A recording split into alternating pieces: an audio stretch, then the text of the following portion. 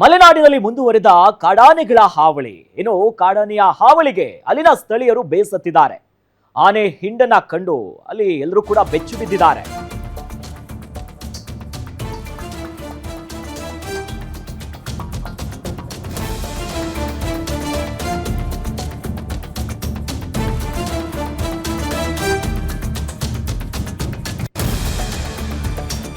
ಚಿಕ್ಕಮಗಳೂರಿನ ಹೊಸಳ್ಳಿಯಲ್ಲಿ ತೋಟದ ಬೆಳೆ ಕಂಪ್ಲೀಟ್ ಆಗಿ ಧ್ವಂಸ ಆಗಿದೆ. ಮಿಲಿಟರಿ ಸುರೇಶ್ ರಮೇಶ್ ಅವರಿಗೆ ಸೇರಿದಂತ ಅಡಿಕೆ ಬಾಳೆ ತೋಟ ಎಲ್ಲವೂ ಕೂಡ ಹಾನಿಯಾಗಿದೆ. ಪ್ರತಿನಿತ್ಯ ತೋಟಕ್ಕೆ 15ಕ್ಕೂ ಹೆಚ್ಚು ಆನೆಗಳು ಬರ್ತಾ ಇದ್ವಂತೆ. ತೋಟಗಳಲ್ಲಿ ಕೆಲಸ ಮಾಡುವುದಕ್ಕೆ ಹಿಂದೇಟನ್ನ ಹಾಕ್ತಿದ್ದಾರೆ ಅಲ್ಲಿನ ರೈತರು. ಈ ಮೂಲಕವಾಗಿ ಮಲೆನಾಡಿನಲ್ಲಿ ಕಾಡಾನೆಗಳ ಹಾವಳಿ ಹೆಚ್ಚಾಗ್ತಾನೆ ಇದೆ.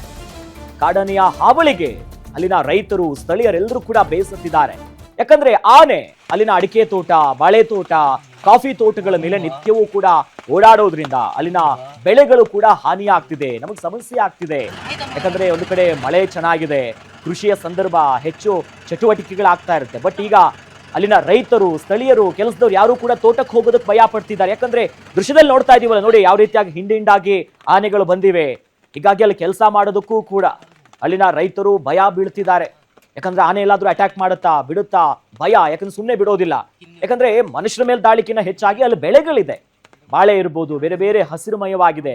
ನೋಡಿ ದೃಶ್ಯದಲ್ಲಿ ನೋಡ್ತಾ ಇದೀವಿ. ಇದು ಚಿಕ್ಕಮಗಳೂರಿನ ಹೊಸಳ್ಳಿಯಲ್ಲಿ ಇರುವಂತಹ ತೋಟ ಏನಿದೆಯಲ್ಲ, ಇಲ್ಲಿ ನಿತ್ಯವೂ ಕೂಡ ಇದೇ ದೃಶ್ಯ ಅಂತ ಅಲ್ಲಿನ ಗ್ರಾಮಸ್ಥರಿಗೆ ಬೇಸತ್ತು ಹೋಗಿದ್ದಾರೆ.